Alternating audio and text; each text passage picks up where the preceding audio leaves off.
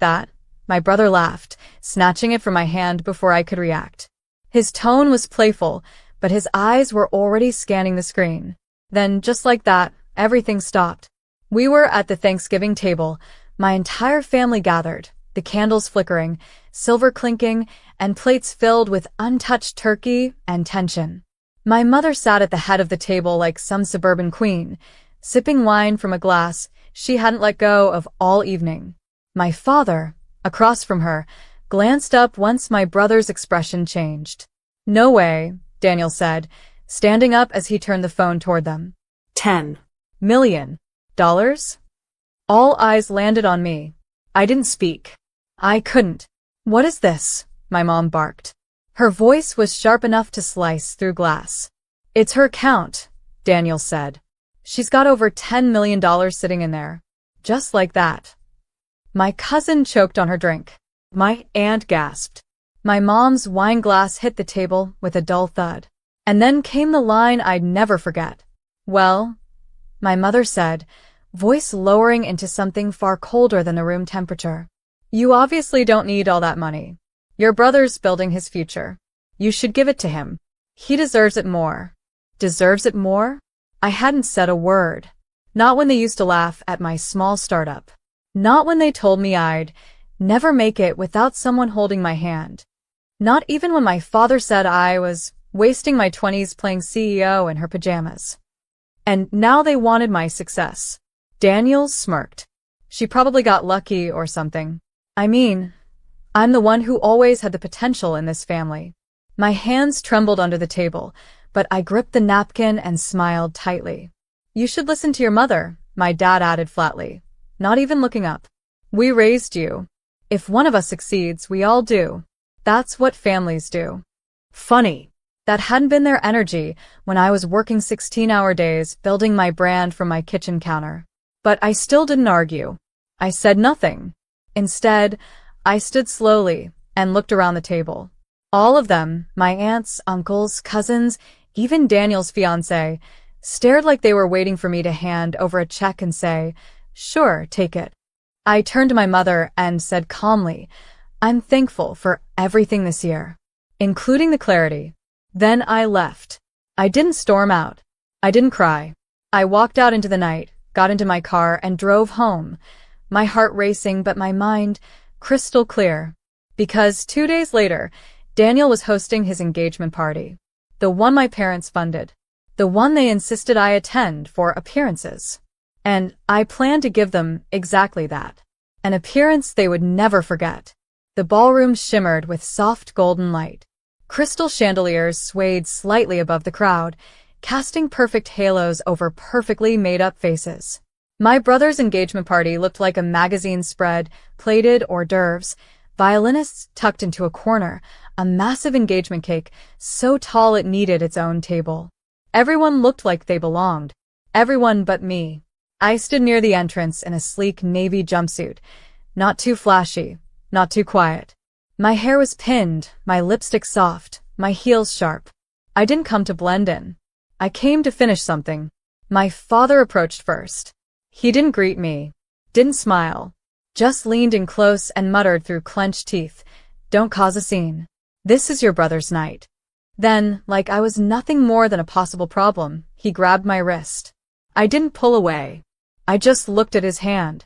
Slowly, he released it and turned his back. I walked further inside. People whispered as I passed, some smiling like I was a guest, others nudging each other as they pieced together what had happened at Thanksgiving.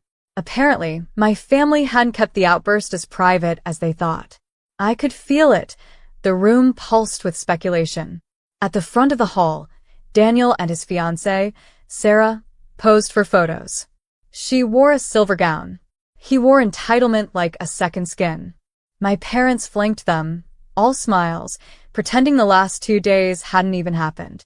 But then the lights dimmed slightly, and the host tapped the mic. "Ladies and gentlemen," he smiled, "it's time for a toast." He turned toward Daniel. And what better person to open this beautiful evening than his loving sister? Daniel's face fell. My mother's smile twitched. My dad shook his head slightly. But it was too late. The host handed me the mic. I walked up slowly. I didn't race. I didn't stumble. I took the mic with a soft smile and stepped forward onto the stage. The guests fell silent. You could hear forks being set down, glasses pausing midair. I looked directly at Daniel first, then at my parents. Then I began. 2 days ago, I said, voice steady, my family found out something unexpected about me. I paused. Instead of congratulations, I was met with accusations. Instead of celebration, I was told to hand it over. Because apparently, success is only allowed when it benefits the ones who doubted you most. Gasps. A couple whispers rippled through the crowd. My mother stood, trying to interrupt, but I raised one hand gently, not rudely. No need to panic, Mom. I'm not here to ruin anyone's night. I turned to the crowd. In fact, I continued. Tonight is actually a celebration. For the couple, of course, but also for growth. I turned back toward my family. I built a company. I built it while you all laughed. While you told me I wasn't enough. While you said I was a burden. And now, I built it into something worth $10 million. The room held its breath. I'm not here to gloat. I'm here to say, thank you. Murmurs again. Because every time I was belittled, every time I wasn't invited to important dinners or told I was just a phase, it gave me fire. And I turned that fire into something real. I looked at Sarah and softened my voice. To Sarah, I hope you have better luck navigating this family than I did. And if not, call me. Some people laughed gently. Daniel's smile was gone. And to everyone else, I paused. Don't ever let someone else measure what you deserve. Build quietly. And when it's time, speak clearly. I set the mic down. The room didn't explode. It didn't collapse. It froze. Silent. Still. But the shift? It was permanent. I walked off the stage without looking back. My heels clicked softly across the hardwood as whispers erupted behind me, first hushed, then rising. Someone clapped. Just once. Then another joined. It wasn't thunderous, but it was real. And it came from strangers. Not family. Daniel didn't follow me. My parents didn't stop me. I reached the exit doors of the ballroom just in time to hear the music kick back in, a desperate attempt by the host to smooth over the disruption. But the damage was done. And for the first time in my life, I wasn't the one who needed to be fixed. Outside, the air was cool. Crisp. I breathed in deeply as if I'd been underwater for years and finally surfaced. I was halfway to my car when I heard someone jog behind me. It wasn't Daniel. Hey. It was Sarah. I turned, expecting confrontation, maybe anger or disappointment. Instead, she looked thoughtful. She hesitated. I didn't know it was like that. Like what? Your family. How they treat you. Daniel never talks about you. I figured there was distance, but I said nothing. She looked down at her silver heels, then back up. I just wanted to say, that was brave. I would have crumbled on that stage. You might surprise yourself, I said softly. She nodded, then looked over her shoulder. They're not handling it well.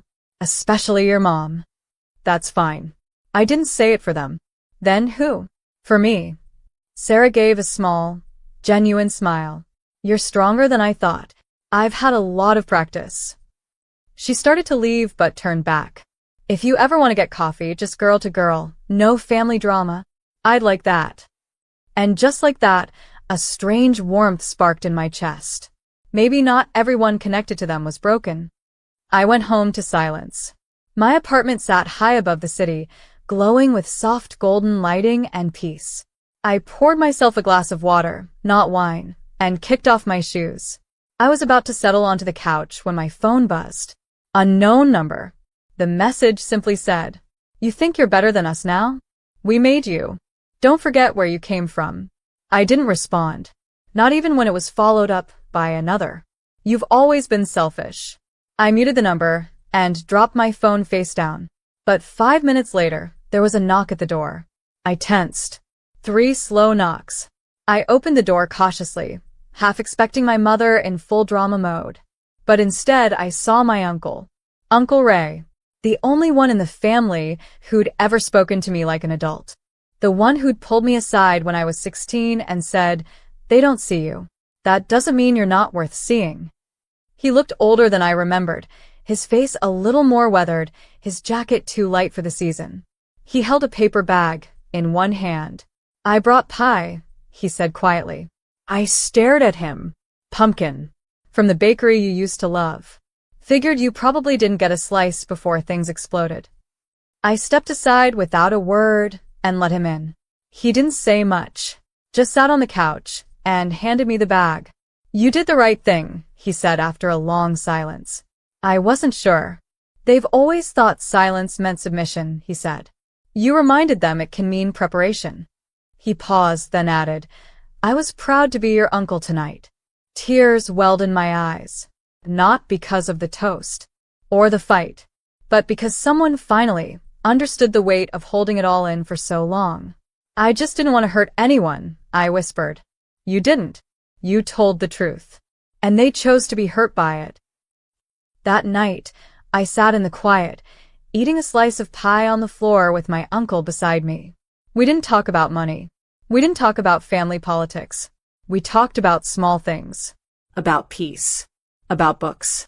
About how the city looked so beautiful from up high. And when he left, he hugged me and said, "Don't let their chaos drag you back in." I promised I wouldn't. But what came next? I never expected. Because 2 mornings later, I found a sealed envelope outside my door. No return address. No signature. Just one word written on it. Redemption. The envelope lay like a ghost at my door. Cream-colored. Thick. Handwritten. No name. No return address. Just one word on the front, in bold black ink. All caps. Redemption. I picked it up slowly, half expecting it to be some passive-aggressive stunt from my mother, or worse, another veiled insult from Daniel. But as I held it in my hands, there was a strange stillness in the air, like the world was waiting to see how I'd react. I walked back into my apartment and sat at the dining table, the letter before me untouched like a ticking bomb. It wasn't heavy, but it felt like it carried weight. I opened it. There was no long letter inside. Just a single page, folded with sharp precision. It read, "She didn't deserve what they did to her. But you deserve to know this before they bury it again. Meet me. Saturday. Noon. 9th and Beechwood. Coffee cart under the blue umbrella. Come alone." No name. No signature. Just that. My stomach twisted, not from fear, but from a deeper kind of dread. The kind you get when you realize there's more to the story, and someone out there is holding the missing pages. For a moment, I considered throwing it away, ignoring it, moving on. I had already done enough, said enough, and changed everything. Why walk into more? But curiosity is a strange creature, especially when mixed with quiet rage and years of unanswered questions. So I waited. And when Saturday came, I went. It was cold that morning. One of those still, gray days when the sky hangs low and the city feels like it's whispering secrets to itself. I parked a block away and walked slowly, my coat buttoned to the top, fingers tucked into my sleeves. My heels clicked lightly on the wet pavement. Each step toward the corner felt heavier than the last. When I reached the coffee cart, there it was, the blue umbrella, slightly faded, flapping gently in the breeze. A man stood there, early 60s, maybe older, gray beard, worn-out coat, kind, cautious eyes. He didn't wave me over. He just waited. When I approached, he nodded once. "Black coffee?" he asked. I nodded, unsure if this was still part of the game. He poured, passed it gently into my hands, then leaned back against the cart, as if bracing for something hard to say. "I knew your grandfather," he said finally. My breath caught. My mother's father? He nodded. "I worked for him. A long time ago. Back before the family money got complicated." That word, complicated, carried 1,000 unspoken truths. "He used to bring you into the office sometimes," the man continued. "Little girl with wild curls and oversized glasses. You'd sit at the corner table, draw houses on printer paper." A memory struck me, faint, like smoke. my tiny hands clutching markers, a desk bigger than me, my grandfather's laugh in the distance. "You remember," he said, catching my expression. I nodded slowly. He reached into his coat and pulled out a thin leather folder. "This," he tapped it gently, "is what your family has spent the last decade pretending doesn't exist." I opened it with shaking fingers. Inside were copies of bank transfers, legal documents, a will, but not the one my parents showed us. This one had a note attached in my grandfather's handwriting. I'd recognize it anywhere. For her. Only her. She will know why. Tears blurred my vision. The man continued softly. "Your grandfather trusted you. Not because you were perfect. Because you had heart. You were the only one who visited him without asking for anything." I closed the folder slowly. "What do they know about this?" "Your father knew. So did your mother. They forged an updated version of the will, removed your share, moved accounts into new names. But this version was registered, notarized, and backed by a firm I still work with. The law will honor it. All you have to do is file it." Silence hung between us, heavy and trembling. "I don't want revenge," I whispered. "Then don't take it," he said. "Take your place. That's not revenge. That's justice." He sipped his coffee. "You think silence is weakness. But sometimes it's the strategy that gives you strength when it counts most." I went home with the folder in my hands and a war in my heart.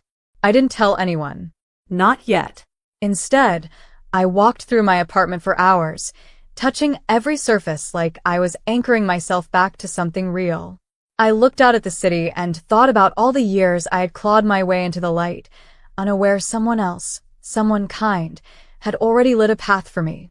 And then, with one email and 2 phone calls, I set the plan in motion.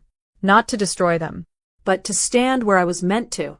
The courtroom was not the kind of place I had ever imagined myself in, not as a plaintiff, not even as a witness. But as I sat there, papers in a leather folder before me, I wasn't angry. I wasn't bitter. I was calm, almost eerily so. Across the aisle, my mother and father sat stiff in tailored suits, looking anywhere but at me. Their lawyer whispered furiously between them, but they didn't respond. My brother hadn't shown up. Of course he hadn't. It wasn't about him anymore. It never really was. The judge reviewed the documents carefully. He flipped through the will, paused at the signature, double-checked the notary stamp, then looked up at me, then at them. "This will is both older and legally binding. The amended version submitted by the defendants appears to have discrepancies in signature patterns and notarization dates. I find the evidence compelling enough to move this forward." My mother flinched. My father didn't move. The judge continued, "Unless otherwise contested in full trial, the assets outlined in the original will shall revert to the rightful heir, Ms. Eliana Hart." He banged the gavel once, sharp and final. Just like that, it was over. I didn't cry. I didn't smile. I stood and gathered my folder, bowed my head respectfully, and walked out. My parents didn't follow, and I didn't look back. The news spread through the family like wildfire. Some cousins reached out, full of guilt-laced compliments and shallow apologies. Others stayed silent. Some called me brave. Some called me ungrateful. But I didn't need their validation. What mattered came a week later, when I walked into a building I hadn't visited in over a year, my own company headquarters. The receptionist jumped to her feet. "Ms. Hart," she gasped, surprised. "We weren't told." "No need," I smiled. "I just wanted to see home. Because this place, built brick by brick from my insomnia and ambition, was home. It wasn't family dinners. It wasn't matching last names. It was purpose. Grit. Resilience. Mine." I walked the halls slowly. My employees nodded as I passed. Some smiled. Others whispered behind their screens. But I could feel it. The respect. The recognition. I wasn't a ghost anymore. I was here. Fully seen. Fully standing. A month passed before I saw Sarah again. She asked to meet for coffee. No blue umbrellas this time, just a regular shop with misted windows and the smell of cinnamon. She looked tired. Her ring finger was bare. We broke it off, she said quietly, not even waiting for me to ask. He changed after the party. He got defensive. Blamed me. Said I should have stopped you. You didn't even know what I was going to say. She smiled sadly. Didn't matter. He needed someone to blame, and he's not brave enough to look in the mirror. I'm sorry. Don't be. You didn't break anything. You just pulled back the curtain. We sat in silence for a moment. Then she reached into her coat and handed me a small envelope. Inside was a photo of me as a child, asleep on my grandfather's office couch, my drawings scattered around me. He sat beside me in the photo, watching me sleep with the softest look in his eyes. The kind of look I'd never once seen from my parents. I found it in an old box in Daniel's apartment, she said. Thought you'd want it. I blinked back the tears and nodded. Thank you. She leaned forward, her voice quiet. I think he always saw the light in you, even if they never did. Weeks turned into months. My company launched a mentorship program for underfunded women-led startups. I went on record donating to an organization that helped young girls develop business skills in underserved communities. Not for publicity, not for revenge, for alignment, for peace. I bought a new home, a warm one, with tall windows and a kitchen that smelled like vanilla and dreams. And on a quiet Sunday morning, as soft jazz filled the background, my phone buzzed with a message from an unknown number. It simply said, I see you now. No name, no context, just that. But this time I didn't need to know who it was from. I didn't need them to say more, because I had already learned the truth. The loudest power doesn't come from shouting. It comes from being still in the storm and choosing your words only when they matter most. Epilogue. The world didn't shift overnight. My family didn't beg for forgiveness. But life, it realigned itself around truth. And when people tell my story, if they ever do, I hope they don't remember the mic drop or the court case. I hope they remember the girl